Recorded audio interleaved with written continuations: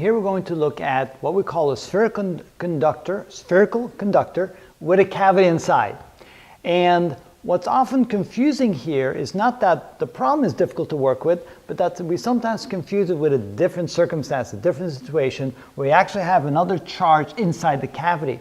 If there's no charge inside the cavity, all of the charge of the conductor will reside near the edge of the conductor, and no charge will reside on the inside of the conductor. Whoop, I just erased that part right there. Okay, there we go.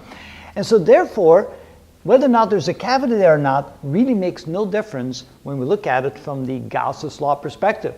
So if we draw a Gaussian surface, like a spherical shaped Gaussian surface inside the conductor and including the cavity inside, notice that in that case there is no charge inside the Gaussian surface. And if we then look at this right here, we can then say, well, then E dot the area, or times the area of the Gaussian surface, that will be equal to Q inside divided by epsilon sub naught, but Q inside is 0 divided by epsilon sub naught. So therefore, the electric field is simply equal to 0 divided by A times epsilon sub naught. And so it doesn't matter how big the area of the Gaussian surface is. It can be inside the cavity, it can be including the cavity, all the way out to the edge of the conductor here. The electric field always will be equal to 0. So there's no electric field inside the conductor, whether or not there's a cavity in there or not. So that's why don't confuse that with the case where there's actually a charge inside the cavity, which I will do in the next video. So there you can see inside is equal to 0.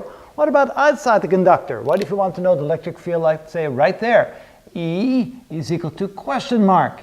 Well, it will be directed perpendicular out from the surface. It'll be this far away from the inside of the conductor. Let's call that R. This here, of course, will be the radius of the conductor. Let's call that big R. And so in this case, what the equation then will become, it'll be the integral, the surface integral of E dot dA, which is equal to the Q inside divided by epsilon sub naught. And let's just say for a moment that there's Q amount of charge on the surface of the conductor. Then the equation becomes as follows: the electric field strength at this point times the area of the Gaussian surface, which means we need a Gaussian surface right here, where the edge of the Gaussian surface is where we want to know the strength of the electric field. So we're looking for the electric field over here now. And so in that case, we'll get E times the area, which will be 4 pi r squared, is equal to the Q inside, which is Q divided by epsilon sub naught. And then what happens is we put this down here, we get the electric field strength is equal to Q divided by 4 pi epsilon sub naught times r squared. And of course, 1 over 4 pi epsilon sub naught, by now we all know, that's equal to K. So E equals K times Q divided by r squared. And that, of course, is the very common equation that we're now familiar with the electric field at distance r away from the center of the charge. It's going to be equal to KQ over r squared.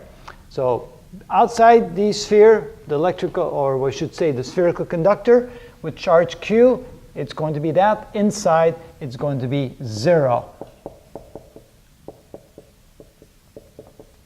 Just to make sure we all got that. All right, that's how you do that. On the next video, we'll put a charge inside, and then we'll see what happens instead.